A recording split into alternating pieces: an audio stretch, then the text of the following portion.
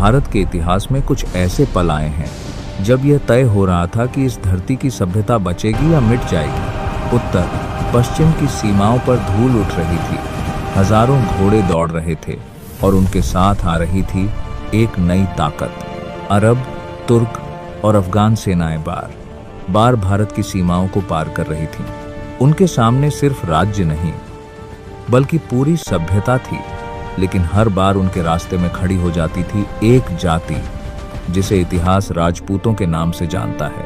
राजपूत केवल योद्धा नहीं थे, उनके लिए युद्ध सिर्फ सत्ता का खेल नहीं था, यह मर्यादा, धर्म और स्वाभिमान की रक्षा का प्रश्न था। 8वीं सदी में जब सिंध पर अरब सेनापति मोहम्मद बिन कासिम का अधिकार हो गया, तब ऐसा लगने लगा कि भारत के द्वार खुल चुके हैं। लेकिन सिंध के बाद अरब सेनाओं को भारत के भीतर बढ़ना आसान नहीं था। 738 ईस्वी में राजस्थान की धरती पर एक निर्णायक संघर्ष हुआ। गुर्जर प्रतिहार शासक नागभट्ट प्रथम और उनके सहयोगी राजपूत योद्धाओं ने अरब सेनाओं का सामना किया। इस युद्ध को आज इतिहास राजस्थान का युद्ध या बैटल ऑफ राजस्थान के नाम से जानता है। अरब सेनाएं जो पश्चिम एशिया और उत्तर अफ्रीका तक विजय प्राप्त कर चुकी थीं, वे यहाँ पहली बार ऐसी दीवार से टकराईं जो टूटने वाली नहीं थी। इस युद्ध के बाद अरब सेनाओं का भारत के भीतर विस्तार लगभग रुक गया। इतिहासकार मानते हैं कि यह संघर्ष भारत के लिए एक महत्वपूर्ण मोड़ था, लेकिन इतिहास की परीक्षा अभी खत्म नहीं हुई थी। 12वीं सदी में मध्य एशिया से एक और शक्ति उठ रही थी। उसका नाम था मोहम्मद गौरी। गौरी का लक्ष्य साफ था, उत्तर भारत पर नियंत्रण। 1191 तराइन का मैदान। एक तरफ गौरी की विशाल सेना, दूसरी तरफ दिल्ली और अजमेर के राजा पृथ्वीराज चौहान। राजपूत सेना अपनी परंपरागत शैली में युद्ध के मैदान में उतरी। घुड़सवार, धनुर्धर और तलवारें चमकाती सेनाएं। पहला युद्ध भयंकर था।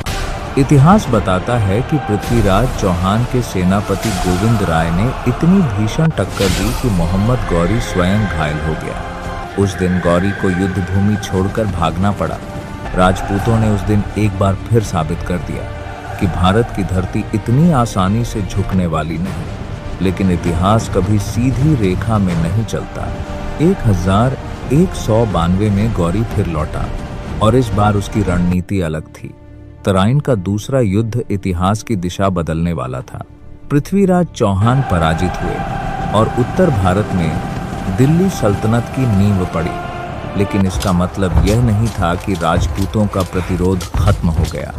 दरअसल असली संघर्ष अब शुरू हुआ था। राजस्थान के दुर्ग जैसे चित्तौड़, रणथंभौर और कुंभलगढ़ ये केवल किले नहीं थे, ये स्वतंत्रता के प्रतीक थे। 1303 में दिल्ली के सुल्तान अलाउद्दीन खिलजी ने चित्तौड़गढ़ को घेर लिया। चित्तौड़ केवल एक किला नहीं था, यह मेवाड़ की आत्मा था। महीनों तक घेराबंदी चलती रही। राजपूत सैनिकों ने हर हमले को रोका, लेकिन दुश्मन की सेना विशाल थी। जब किले की स्थिति गंभीर हो गई, तब इतिहास ने एक ऐसा दृश्य देखा जो सदियों तक याद रखा गया। चित्तौड़ की महिलाओं ने जौहर किया और राजपूत योद्धाओं ने केसरिया पहनकर अंतिम युद्ध के लिए किले के द्वार खोल दिए। यह युद्ध जीतने के लिए नहीं, सम्मान के लिए लड़ा गया था। राजपूतों के लिए हार से बड़ा अपमान था आत्मसमर्पण। समय बीतता गया, लेकिन राजपूताना की आत्मा कभी नहीं झुकी। फिर आया वह नाम जो आज भी स्वतंत्रता के प्रतीक के रूप में याद किया जाता है, महाराणा प्रताप।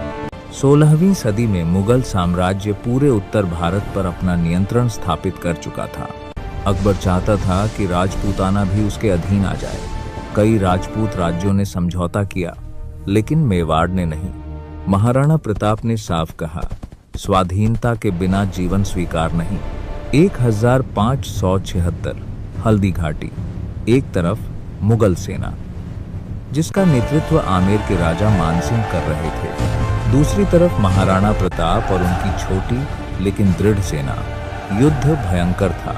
घोड़ों की टापें, तलवारों की चमक और रणभूमि पर उठती धूल। महाराणा प्रताप अपने घोड़े चेतक पर सवार होकर सीधे मुगल सेना के केंद्र में घुस गए। इतिहास कहता है कि चेतक ने घायल होने के बावजूद अपने स्वामी को सुरक्षित स्थान तक पहुंचाया। हल्दी घाटी का युद्ध निर्णायक जीत में समाप्त नहीं हुआ, लेकिन इसने एक बात साबित कर दी, मेवाड़ झुकेगा नहीं। महाराणा प्रताप ने जंगलों और पहाड़ों में रहकर भी संघर्ष जारी रखा। उन्होंने धीरे धीरे अपने कई क्षेत्रों को फिर से स्वतंत्र कराया। राजपूतों की यह लड़ाई सिर्फ सीमाओं की नहीं थी, यह पहचान की लड़ाई थी। सदियों तक राजपूताना के किले और योद्धा इस बात का प्रतीक बने रहे कि शक्ति केवल संख्या में नहीं होती, शक्ति उस विश्वास में होती है जिसके लिए कोई सब कुछ त्यागने को तैयार हो। आज जब हम इतिहास के पन्ने पलटते हैं तो हमें केवल युद्ध नहीं दिखाई देते, हमें दिखाई देता है साहस, त्याग और वह जिद जो कहती है इस धरती की आत्मा को कोई नहीं झुका सकता।